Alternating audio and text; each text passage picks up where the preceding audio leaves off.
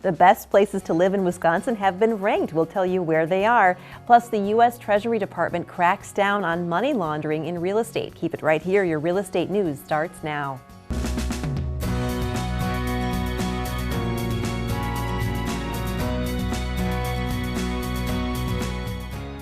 Thank you for watching the Real Estate News. I'm your host, Stacy Hansen. Let's look at your headlines.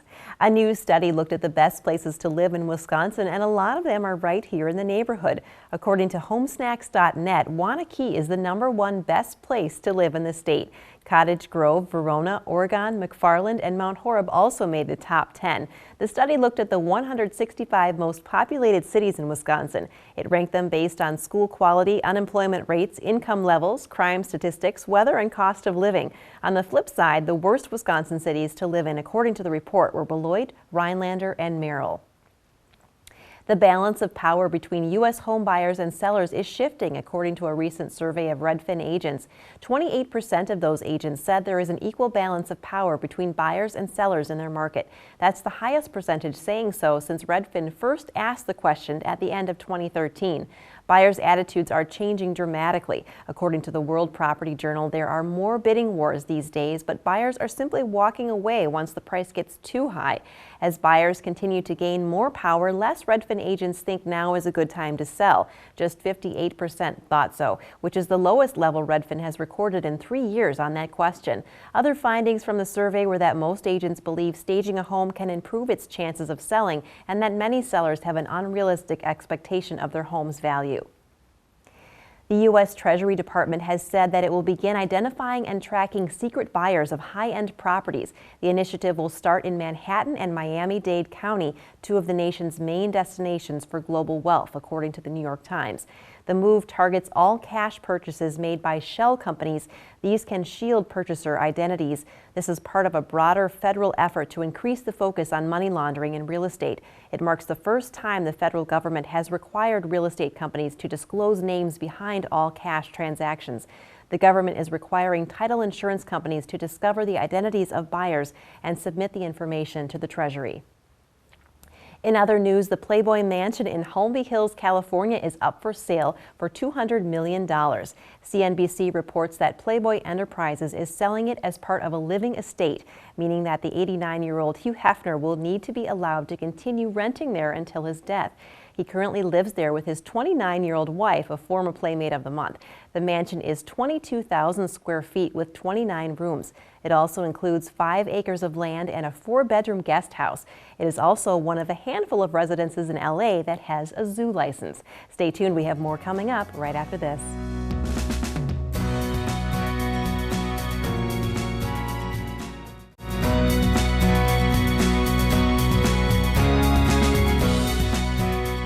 And welcome back. My next guest is Kirsten Goggin from Century 21. Welcome back, Kirsten. Nice to have you here again. Thank you very much, Stacy. So let's talk a little bit about your marketing. I think that's one of the things that really sets you apart. How is it different than other agents? Sure. Well, I do all of the things that you expect a realtor to do. So place your property on the MLS, put a for sale sign, text riders, open houses, all that good stuff. But the thing that really sets you apart, you have to have a strong web presence. So I hire a professional photographer to come out and photograph your home. And on the MLS, it allows 25 photos. I usually get between 40 to 70 photos from my photographer. So you get a separate property website so I can have all of your photos on there. And then the video tour that accompanies it is top notch. It will actually zoom in to the property from Google Earth, and then it walks you through the property. So the buyers get a feel for the floor plan. And then for lakefront homes or fine homes and estates, I've got, he uses a drone, so that's super cool. And then there's brand new marketing that my photographer does where you can actually look at a dollhouse or a floor plan view of the property and then click on the floor that you want to look at or the room, and then boom, it zooms you in and you can look all the way around. You just click your mouse, look up, look down, then you click on the room that you want to go to next, and you virtually walk through the home. It's super cool. That's so cool. It sounds great. Now, how do you know that it's more effective? Sure, and that's a great question. I did forget to mention just now, you also get your own commercial right here on CW57 just for your property until the property sells. So that's another huge bonus that I don't think many, if any, other agents will offer you on your home. But how do I know that my marketing, that's good and great, but does it work? I had 2 houses in 2015, and you can visit my website, kjsellsmadison.com, for the details on that. But I had 2 listings where it was listed previously with another agent, was on the market. One was like 250 days, the other one was over a year. Wasn't much activity, no offers. And when I met with the sellers, in both cases, I thought it was priced really well. So I said, let's not change the price, because often people, when they relist, they will reduce the price. Right. Well, let's just see if my marketing makes a difference. If not, we'll do a quick reduction and get it sold either way. But both properties, one of them actually listed a little bit higher, and that one we had 4 offers in the first week, sold over asking price. The other one we had an offer right away, fell through due to buyer financing, but it's now under contract and we'll be closing soon. So the only difference was the marketing. So it does matter. It's huge. Absolutely, you can't argue with that. Well, thanks so much for stopping by today. Thank you. And stay tuned.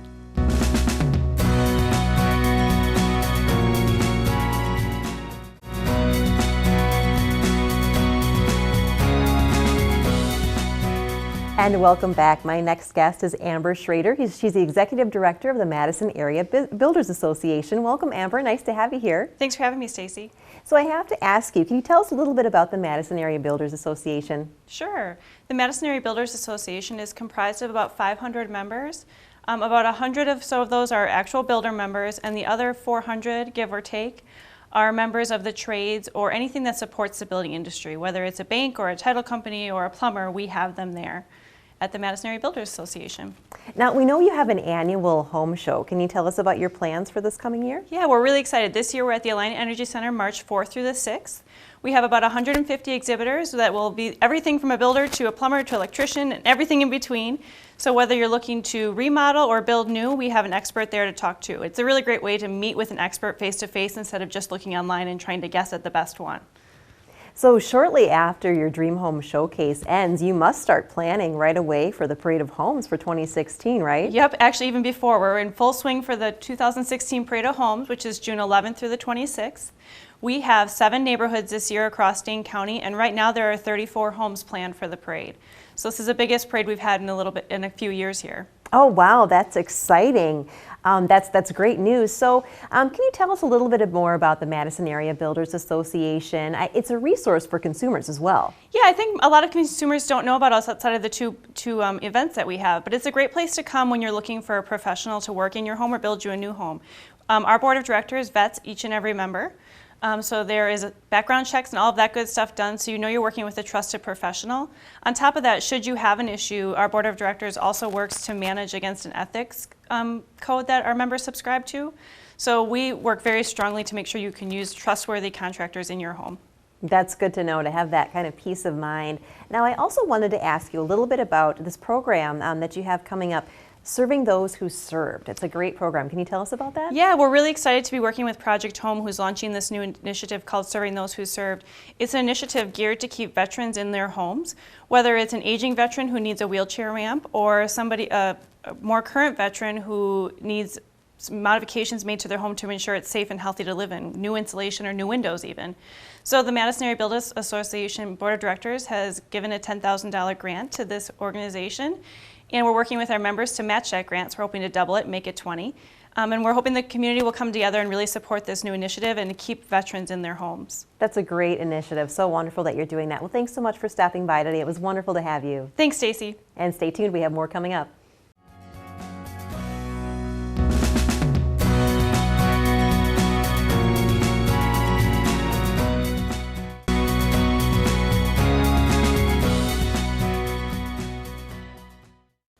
And welcome back to the Real Estate News. My next guest is Rob Grether. He's the owner and broker at Lake Point Realty. Welcome back, Rob. Wonderful to have you here again.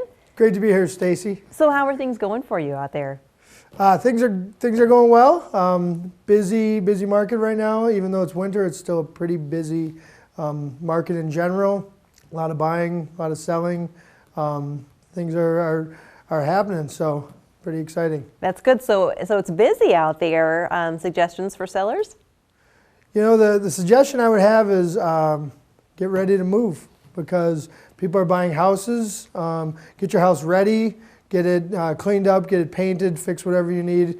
You know, even with the weather being cold, you can still do some exterior things and get the house ready and figure out where you're going to go. Because once we get it listed, I think you'll probably get results pretty quickly. That's great news for those sellers out there. Now, how would you prepare your buyers?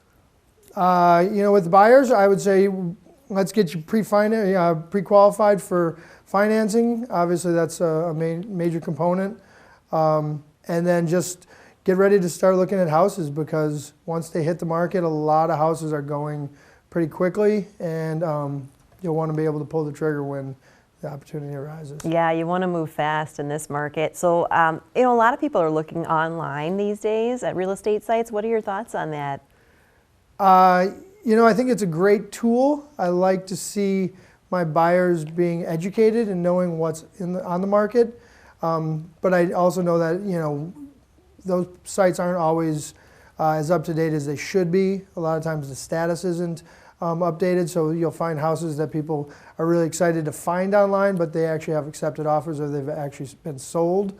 So I think, you know, it's a good tool for those buyers to use to get an idea of what's out there and what's been on the market.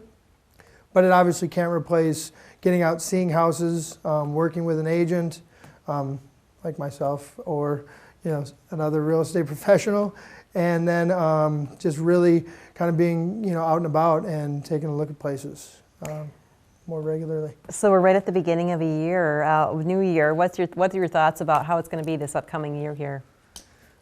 You know, if the first month is any indication, it's going to be a busy year. It's going to be an exciting year, and I'm an optimist in general. So I like to feel like it's going to be a good year for myself and a lot of other people as well. That's great news. Well, thanks for stopping by again, Rob. It was wonderful to have you here. Great. Thank you, Stacy. And stay tuned. We have more coming up right after this.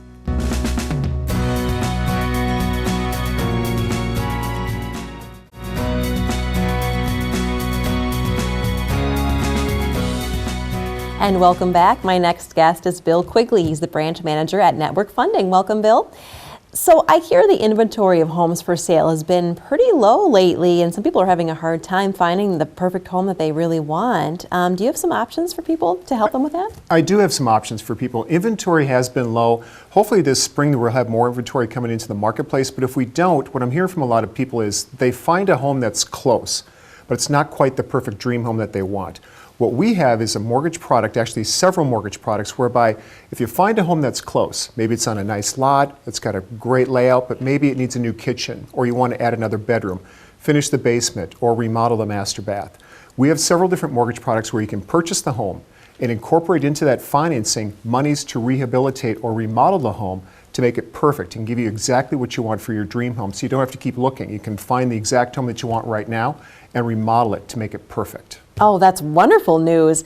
Now, what about those that are really wanting to get their home, but it seems like it's taking them forever to save for their down payment? Can you help people with that so they can purchase now? There was a recent survey that I read from Fannie Mae. They did a survey in 2015 of first-time home buyers and how long it takes them to save for a down payment. And in that survey, a large percentage of the first-time home buyers thought that they had to save up 15% of the purchase price as a down payment. And you don't need to save up nearly that much money to purchase a home. You can purchase a home with no money down, 3%, 3.5%, 5%, whatever the case may be. And in that same survey, it found that if you're going to save 15% for a down payment, it could take up to 5 years. Whereby if you reduce your down payment to as low as 3%, you can have that down payment ready usually within about a year. Many first-time home buyers already have those funds available through different sources, and we can help them get into a home now versus having to wait a long period of time to save up that down payment.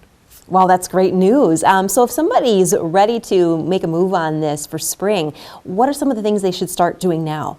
The first thing anybody should do, whether you're a first-time home buyer or a move-up buyer, move-down buyer, wherever you are in the housing spectrum, get your mortgage pre-approved. All you got to do is go to my website, madtownmortgage.com, click on the Apply Now button. You fill out a loan application, it'll take you about 5 minutes. Once you fill out that loan application, we get you fully pre-approved for all the mortgage programs that you're eligible for. There's more than one mortgage program that you may be eligible to use to purchase your home. Once I have your loan application and work on your pre-approval, I do an analysis of all the different mortgage programs that you can use to purchase your home. We lay out the mortgage programs side by side so you can compare them and look at different down payment scenarios, terms, what program works best for which situation. You can then compare the programs and make a determination on which one works best for you. This also helps your real estate agent in looking for the home and negotiating on your purchase. So always get pre-approved, have your purchase ready to go. That way we can also close your purchase in less than 30 days. Most lenders today in today's environment, they need 45 to 60 days to close on purchase transactions. We are closing in less than 30 days. Wow, that is great news. Well, thanks so much for stopping by today. It was wonderful to have you. Great to be here. Thank you. And stay tuned.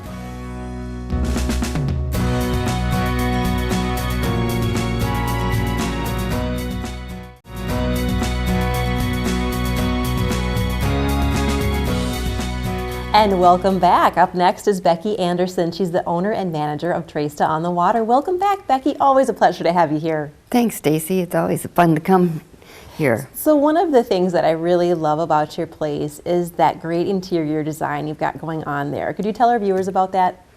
Our interior design is, on the first floor, is industrial loft concept with the open spaces where you have the piping running through the ceiling. It's really, really, really popular, and it's got the rough cement and that type of thing. Absolutely beautiful. And now, besides being gorgeous, you also offer a lot of special services to your residents as well. Yes, we do. We have a concierge service which will take the dry cleaning. We deliver packages. We even will take out on an emergency basis or on-call basis. We'll even take a pet out if the owner can't get back at a certain time. Wow, that's so convenient. It really is, and the people there just love that service. Oh yeah, that's so nice to have. And if you want to get outside of your apartment too, you've got tons of areas to hang out there as well. We do. We've got a lobby area where we have a bar that does not have a bartender, so people if they want to get out of their apartment, they can come down and hang out there. We've got 4 televisions. We've got a gaming room. We've got a community room where the tenants can reserve and have a meeting or play fantasy football in there or that type of thing. And your amenities are just out of this world as well. You have a pet spa, correct? We do. We have a pet spa. Everybody sees it and they're just like, really? You have a pet spa? And we have fitness on demand, which we do not have a fitness center, but we have the fitness on demand where you can go and plug in what you want to do, whether it's yoga or Pilates or whatever, and you can do it by yourself or with a friend. And we have a project room too, so if you want to build a piece of furniture, frame a picture, we've got benches and tools in there to use. Oh wow, that's great. You don't see that very often. That's super convenient as well.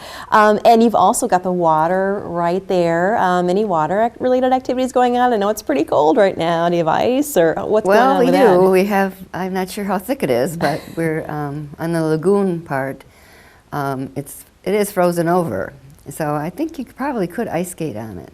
And then we have Rutabaga that's right next door to us where people can rent a kayak, a canoe, paddleboard, and we have a pier so you can pull your boat up and visit our restaurant. Amazing. Well, thanks so much for stopping by again. It's always a pleasure to talk to you. Thanks, Stacy. And stay tuned. We have more coming up right after this.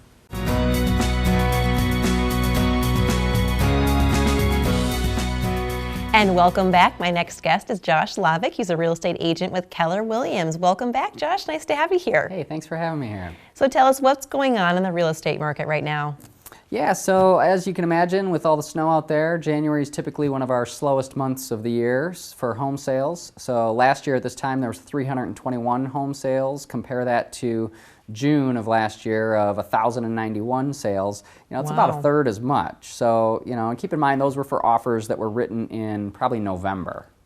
Oh, okay, so it takes about 2 months to close on a house right now? Yeah, correct. So with the lending changes that happened in October, most closings are what used to be 35 30 to 45 days is now happening more like 45 to 60 days out from the date you have an accepted offer.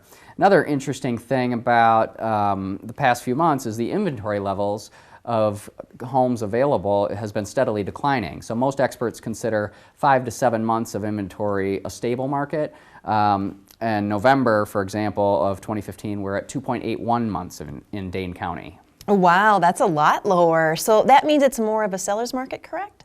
Yeah, definitely better for home sellers, as you can imagine. Fewer homes to choose from for the buyer means that sellers will probably get better prices now than a few years ago. Actually, another option I'm finding more common with home buyers is building a new home because the competition is so tough for used homes in certain areas. So you're saying buy a new home rather than just compete with other buyers for a used home. That makes sense. So tell us about the process of a new construction. Yeah, so first off, if you're considering building, it's usually a good idea to start collecting some notes. You know, what styles do you like? Two-story ranch? What kind of floor plan? Do you prefer white painted trim or do you like stain trim? Oh, and if you like stain trim, do you like light stain or dark stain? And then, you know, wood floors, laminate, vinyl, tile, all those kinds of things. There's really a ton of choices out there. So the better idea you can have about your preferences before you meet with any builder or architect will help make that process a lot smoother. Those are all good things to think about. There are so many things that go into decision making on new construction. Anything else that you want to suggest to people about that, or anyone that's thinking about doing it? Yeah, so the process is usually about 3 to 6 months or potentially longer if you're starting from scratch. So, you know, getting started now is probably a good time if you're hoping to close by the end of the year and move in. You know, another option that you might consider if you want to buy a new home that's already built, this is called a spec house. So if the anxiety of infinite building choices stresses you out, then this definitely would be a good option to consider. For financing options, you know, you can either do construction loan withdrawals throughout the build process, or you can do a turnkey where the builder actually does most of the financing and then they just do a final loan upon completion, excuse me. Actually, I have a list of some of my top tips that you must consider before building, and if you want to check us out online or give us a call, we'd be happy to share that with you. Definitely check that out. Well, thanks so much, Josh. Great to have you here again. Great, thank you. And stay tuned.